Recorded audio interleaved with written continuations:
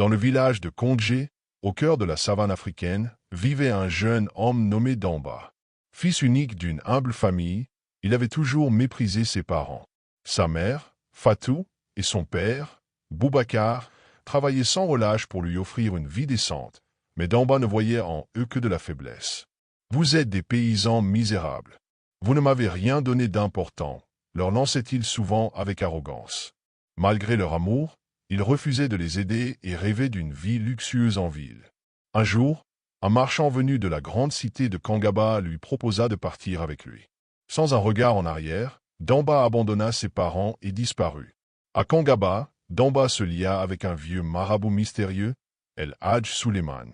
Voyant la soif de richesse du jeune homme, le marabout lui fit une promesse. « Si tu veux être riche et puissant, sacrifie ce qui te retient.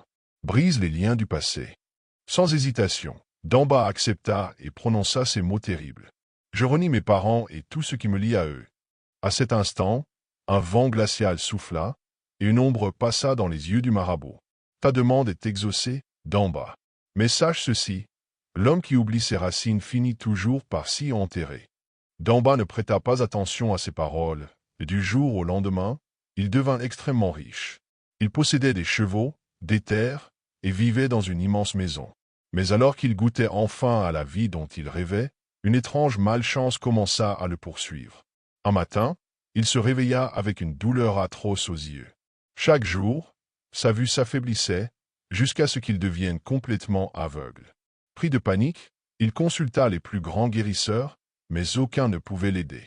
Un vieil homme lui dit alors, « Seul l'amour que tu as renié peut te sauver. » Damba, dévasté, comprit qu'il devait retourner voir ses parents. Il se mit en route, guidé par un enfant du village. Lorsqu'il arriva devant la maison de ses parents, son cœur se serra. La maison était en ruine, et ses parents n'étaient plus là. Un voisin lui apprit la terrible nouvelle. Fatou et Boubacar étaient morts de tristesse quelques mois après son départ.